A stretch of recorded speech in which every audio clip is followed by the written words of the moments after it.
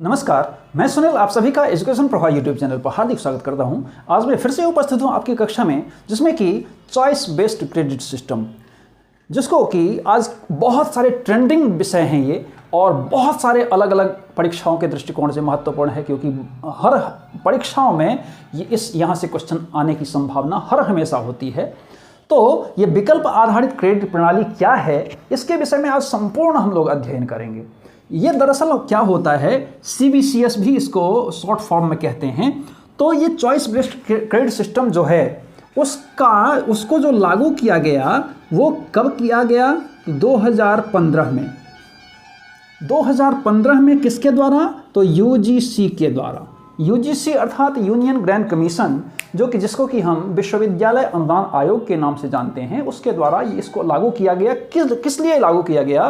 तो दरअसल ये जो अंतर विषय, बहुत सारे अलग अलग श्रेष्ठ विषय जो हैं हमारे यहाँ, जिसको कि हम इंटरडिसिप्लिनरी कहते हैं, उसको उस इंटरडिसिप्लिनरी दृष्टिकोण को एक आकार प्रदान करने के लिए, उसको बढ़ावा देने के लिए और शिक्षा में या मूल्यांकन में क्या करने के लिए, सुधार लाने के लिए, या फिर उसको कह सकते हैं कि लचीलापन लाने के लिए मुख्य रूप से इसको लागू किया गया। किसको लागू किया गया? तो CBCS को लागू किया गया। अब ये जो लागू किया गया, इससे अब ये अर्थात क्यों लागू हुआ? तो सबसे पहले ये जानिए कि अभी तक जो था वो अंक आधारित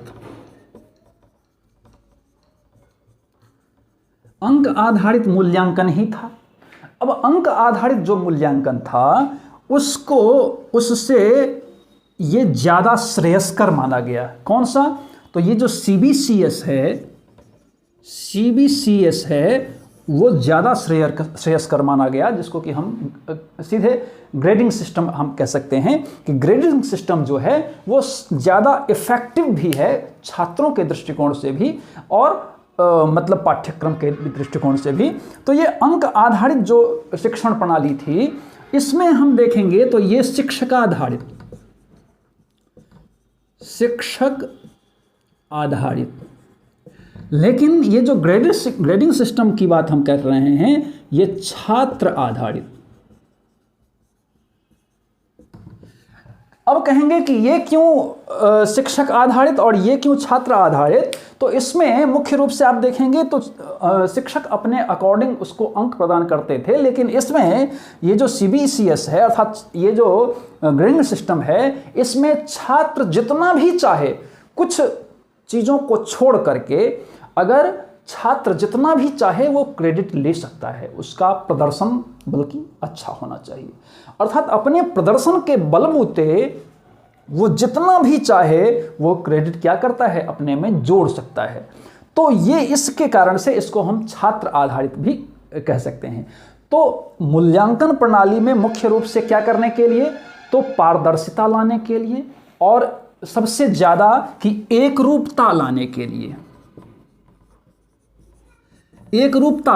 कि पूरे देश में ये जो ग्रेडिंग सिस्टम है वो चालू हो जाएगा, तो ये संपूर्ण देश में एक रूपता आ जाएगी, और इसके बहुत सारे इफेक्टिव भी। हाँ, और इसमें ये लागू जब हो जाएगा, इससे क्या मुख्य रूप से तो ये ग्रेडिंग सिस्टम जो लागू किया गया, CBCS जो लागू किया गया, इसमें यह था कि 1 से लेकर के 10 सूत्री एक मानक मूल्यांकन के रूप में इसका आधार माना गया, और इसके आधार पर इसको विकसित किया गया। किसको? तो चॉइस बेस्ड क्रेडिट सिस्टम को लागू किया गया, जिसमें कि 1 से लेकर के अलग अलग प्रकार के 10 सूत्री मानक थे, जिसको कि उसमें इंक्लूड करना था, और जिसके बाद ये इसको क्या करना था? तो लागू करना था। तो इस पर आधारित ये, तो मुख्य रूप से आप देखेंगे तो ये छात्र का आधार एक माना गया।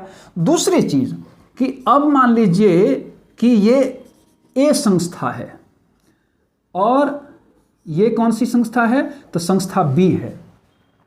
तो अब A संस्था में जो बहुत सारे अलग अलग बच्चे यहाँ पर पढ़ रहे होते हैं, ए संस्था में जो एक प्रकार से ये बच्चे पढ़ रहे होते हैं, तो ए संस्था अगर यहाँ पर एक बच्चा यहाँ पर एडमिशन करवाना चाहता है तो यहाँ पर इसको सीधे इसको ट्रांसफ़र करने में ए संस्था को बी संस्था को इसका जो रिपोर्ट कार्ड है इसको ट्रांसफ़र करने में कहीं से कोई हिचकिचाहट नहीं, कहीं से कोई दिक्कत नहीं होगी, क्योंकि ये भी ग्रेडिंग सिस्टम को लागू कर रहा है, ये भी ग्रेडिंग सिस्टम को लागू कर रहा है।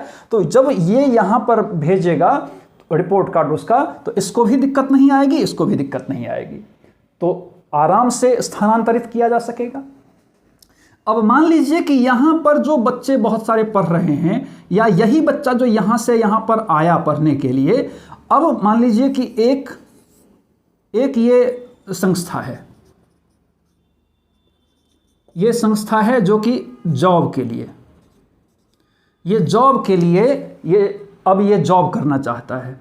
तो अब ये बी संस्था क्या किया कि ये जो जॉब वाली संस्था है इसका रिपोर्ट कार्ड इसको सेंड कर दिया। अब जब इसका रिपोर्ट कार्ड सेंड कर दिया तो इस संस्था को भी इसका जो मूल रूप से संपूर्ण अभी तक का वृत्तांत है इसको देखने में कहीं से भी कोई दिक्कत नहीं आएगी। तो इसमें इसका क्या होगा, तो अब उसका पूरा रिपोर्ट कार्ड इसके सामने आ जाएगा और इसको उसके आधार पर जॉब देने में भी परेशानी नहीं आएगी। अर्थात ये जिस आधार पर, अर्थात जो भी हकदार ये रहेगा कि इस मामले का इसका जॉब देना चाहिए, वो संस्था इसको प्रदान कर देगा। अब ये तो भारत में हो गया कि ये संपूर्ण भारत में हो गया। अब चूंकि भारत में बहुत लेट से ये CBCS को लागू किया गया था, चॉइस बेस्ड क्रेडिट सिस्टम को बहुत बाद में लागू किया गया, जो मैंने कहा कि ये 2015 के आसपास। तो लेकिन विश्व में तो बहुत पहले से है, क्योंकि विश्व की ही हम देखा देखी यहाँ पर लागू करने की कोशिश किए हैं। तो अब ये जो मान लीजिए कि ये संस्था यहाँ पर जॉब कर रहा है, अब ये सपोज दूसरे किसी देश में जाना चाहता है, मान लीजिए USA। अब USA में यही लड़का जाना चाहता है, तो अब ये जाना चाहता है तो ये जो संस्था है ये भी अपना क्या करेगी, रिपोर्ट कार्ड भेज देगी, इसको भी भेजने में कहीं से कोई दिक्कत नहीं आएगी। अब ये जो यहाँ भी पढ़ा था, यहाँ भी पढ़ा था, या यहाँ भी जॉब किया था, सारा का सारा इसको रिपोर्ट कार्ड यहाँ पर भेज देगा और उसके बेस पर वो जो भी जॉब के लिए अप्लाई करना चाहता है तो वो उसके लिए वो मानक रखता है अथवा नहीं रखता है, उसके अकॉर्डिंग यहाँ पर उसको जॉब देने में कोई दिक्कत यहाँ भी इसको भी नहीं आएगी। अर्थात हम ऐसा कह सकते हैं कि ग्रेडिंग प्रणाली को लागू करने के कारण क्या होगा, तो कोई भी संस्था A B संस्था को ट्रांसफर अर्थात स्थानांतरित कर सकता है, B C को कर सकता है, C D को कर सकता है, ये तो भारतवर्ष की बात हो गई, या फिर विदेशों में भी उसको ट्रांसफ़र करने में भी कहीं भी कोई दिक्कत नहीं आएगी, कोई भी परेशानी नहीं आएगी। तो मुख्य रूप से ये जो क्रेडिट सिस्टम, इसी के दरमियान एक आपने नाम सुना होगा CGPA इसी से संबंधित है और इसको लागू किया गया था। तो खैर, तो मुझे लगता है कि ये जो विकल्प आधारित क्रेडिट प्रणाली अर्थात CBCS के बारे में आप बहुत ढंग से जाने होंगे। इसी प्रकार से पढ़ने के लिए आप एजुकेशन प्रवाह यूट्यूब चैनल को सब्सक्राइब कीजिए, लाइक कीजिए, शेयर कीजिए, कमेंट कीजिए और साथ ही बेल आइकन को जरूर प्रेस कीजिए ताकि आपको आने वाले सभी वीडियो मिलती रहे। धन्यवाद।